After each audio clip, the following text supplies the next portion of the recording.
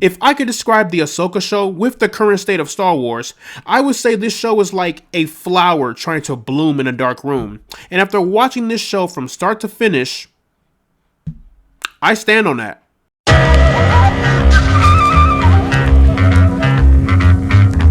So Ahsoka is a brand new Disney Plus series taking place within the Star Wars universe. The show is written and created by Dave Filoni, and it stars Rosario Dawson, Natasha Liu Bordizzo, Mary Elizabeth Winstead, and Hayden Christensen. So the show is practically about Ahsoka Tano investigating an emerging threat to the galaxy following the fall of the Empire. When I first finished Ahsoka, I loved it. I genuinely loved it.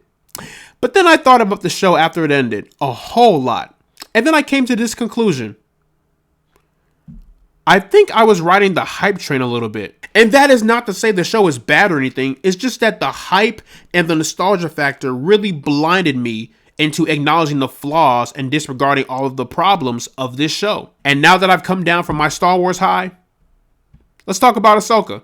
With this story practically being Rebels Season 5, based off of the story structure and how other Star Wars fans have described it, I can say that the story is not terrible, but it is not as flourished as I had hoped it would be. And just to point this out, I have never seen Rebels, but I have seen the Clone Wars, so just a heads up. Like, this season reintroduces the main characters from Rebels, gives us an Anakin Skywalker-centered episode, reintroduces Thrawn, introduces new characters that are being set up for the future, and give us enough time with all of these characters to the point in which it doesn't feel bloated or insufficient.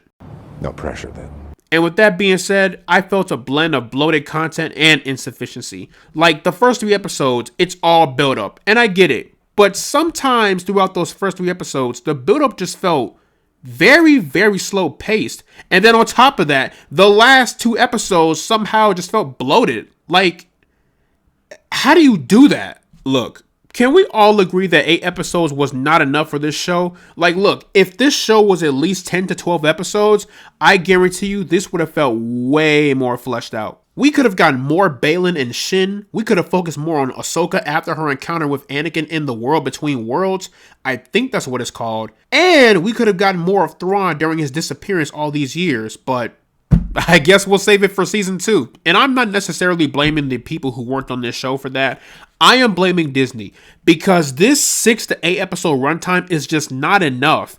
Like, if this show was at least 10 to 12 episodes, like I said, it would have felt way more fleshed out. And plus, you got to keep in mind, given how big the Star Wars universe is, you want to explore that as much as possible within your show.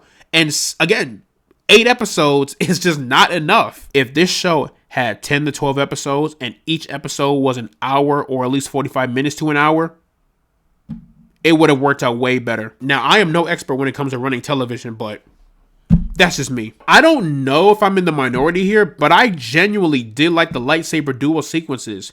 Now, I've been seeing some people online talk about how the lightsaber duel sequences looked lame and wonky, but then again, social media is a place where all common sense and logic goes to die, so I took that criticism with a grain of salt. But after looking at certain scenes again, I can kind of see where they are coming from, but at the same time, it is not as bad as people online are making it seem to be. I mean, sure, there may be times where it looked like Ahsoka was not wielding the lightsaber as firmly as she should be, but the rest of that shit was cool. I don't care. And while there are flaws and negatives with this show, let's not pretend this show doesn't have any positives. For starters, like I was saying earlier, the lightsaber duels, they were great. The saber duels in this show is better than anything we have seen within the entire sequel trilogy. Yeah, that's right. I said it and I stand on that. Come at me, bro. I stand on business. All of the lightsaber duel scenes were thrilling and shot really well too. The duels between Baylan and Ahsoka were great.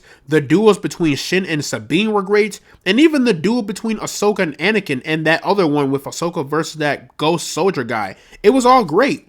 Like, I really don't see what the issue was here. I would argue that we have not had a solid lightsaber duel since Obi-Wan and Vader in that one show that came out last year. Like, despite my feelings for that show, if you will, the interactions between Obi-Wan and Vader almost made up for it because, God, that show was terrible.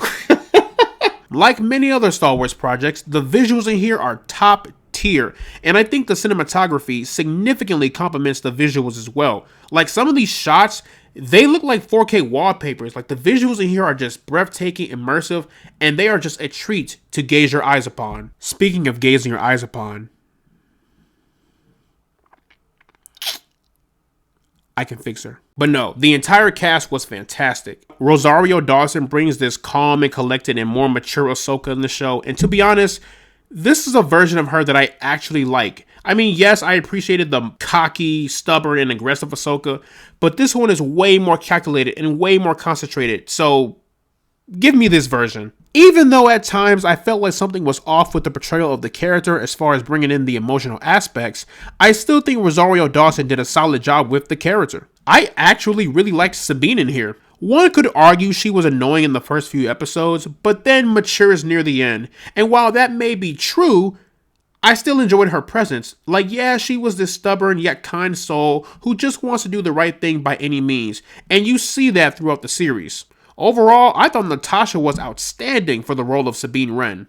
I thought Harrison Dula was cool. Not my favorite character, but still, a pretty solid one. Hugh Yang was one of the funniest characters in this whole series. Like, he's kind of an honest asshole, and he means well, but he truly loves and cares for Ahsoka and Sabine and the crew, and it was a pleasure seeing him on screen. I thought Ezra was charming and funny, and I like how we see him use the Force as a weapon. I just wish he had done more with it, but I'll take it for now. I actually felt Thrawn's presence in this show. He's a more calm and collected character who is a tactical planner who is always 12 steps ahead of the opponent. And I like a villain that is written like that. And I hope we get to see him commit more chaos come season 2. Also, Thrawn has one of the most badass entrances in the Star Wars universe because that entrance was crazy. And Shin Hati, I can fix her. But no, Shin was a great addition to the show and the Star Wars universe. And I hope we get to see more of her in the future. Especially with a look of determination like that. Like, yeah, there is way more to that character than what we got in season 1. And Ray Stevenson just came in and gave us one of the most intriguing characters in this series.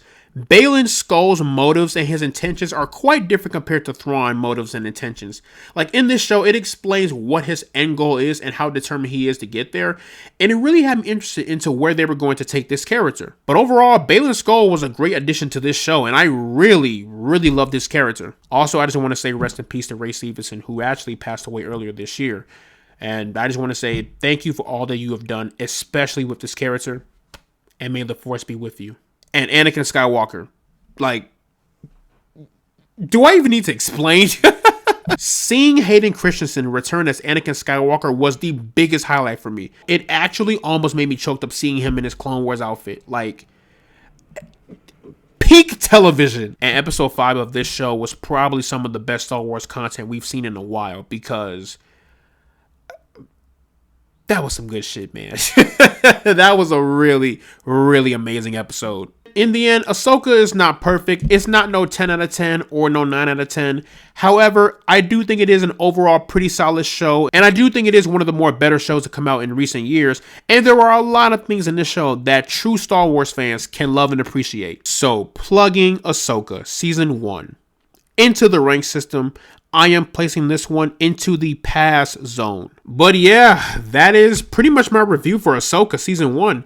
Let me know down in the comment section below what you guys thought about the show. Did you love it? Did you hate it? What's the best Star Wars Disney Plus show? And why is it Andor? Whatever you thought, let me know down in the comment section below. And as always, guys, leave a like and subscribe if you want to see more. And I will see you all in the next one. After working up the nerve almost equal in size, I walked around with the iron for any wrinkle in time. I paid a piece of my mind for every nickel and dime, but never less than a 5 and never slept on a job. A killer crept on your squad, yet never left the garage, where your God was close enough to see the flesh of his eyes. Get to the button and press, it's what the message advised. What's the threat behind the vest is where the testament lies.